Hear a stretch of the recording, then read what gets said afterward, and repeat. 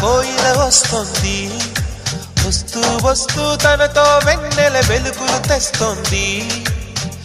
ఏవమ్మ మరుమల్లి తోరణాలు కడతావా, చిలకమ్మ ఎదురేగి స్వాగతాలు చెబుతావా, పూల పొదరిల్లేరా రమ్మందని. విన్నానమ్మా తీయని వేణువు రమ్మను పిలుపులని,